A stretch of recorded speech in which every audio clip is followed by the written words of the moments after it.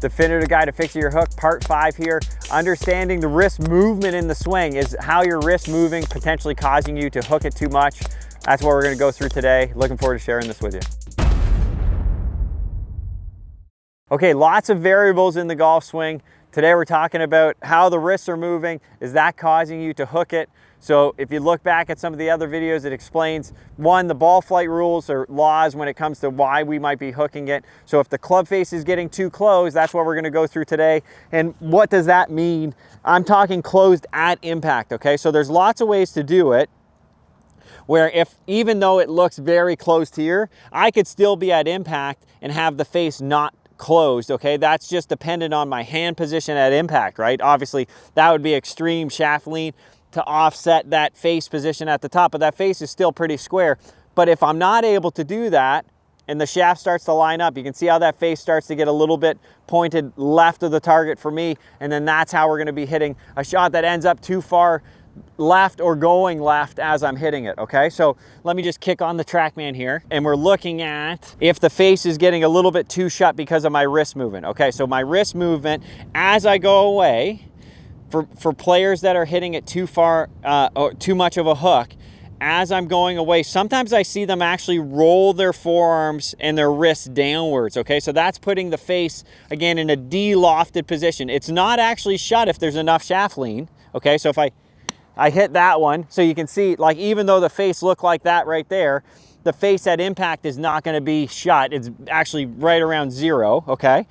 So it's actually 0.1 left, so pretty neutral. So but if I'm not able to manage that sort of twist motion, so you can see how shut the face is, that's because of my wrist, especially my lead hand is going this way, so it's supinating, and my trail hand is pronating, getting on top of the club, and then also extending a lot with that trail hand, so that puts that face in this position. So on this one, if the shaft lines up, that baby's going in the trees pretty quick. Because of that early twist, okay? So I'm creating too much sort of twist around the shaft early in that backswing. So that face ended up being 9.3 degrees closed when I hit that one. So what do I want you to do here as you take it away? What I want you to imagine that wrist position is not gonna change very much. I'm okay with like a small amount of movement, but a dramatic sort of twisting, if you watch the logo of the grip here, a dramatic twist, you can see that logo starts to point almost down towards my lead foot or in front of my lead foot. If I keep it pretty neutral as I take it back, that logo is pointed sort of upwards, not all the way to the sky, but sort of slightly in front of me into the sky. So if I do that same takeaway, that logo is going to point upwards into the sky versus down and in front of me, okay? And you notice how the toe is going to react. So that's me keeping a pretty neutral takeaway. You can see that face. So even if I come in with a small amount of shaft lean, I would say like a proper amount of shaft lean there, that's going to help me deliver a pretty neutral face. And then I'm going to wind it up from there. So that one was 0.9 left, so very minimal. So I do it again. So that's my neutral takeaway. And then I'm just going to copy that feeling as I go back and through, and then that's going to help me try to neutralize some things. Club face on that one was actually 2 degrees open at impact, so that for that shot I actually produced a small slight draw, so probably a little toe hit, but using those keys in that takeaway is going to really help you neutralize what that ball's doing off the start line, okay? So again, if I do that twist, the logo's pointed in front of me, face is pointed down. If I keep that logo pointed in the same direction, slightly more up to the sky, that's gonna help me have the face look a little more like this right here, okay?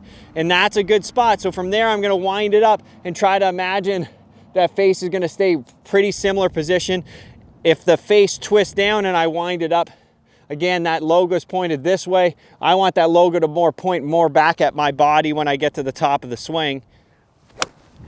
And then that's gonna help me manage that club face.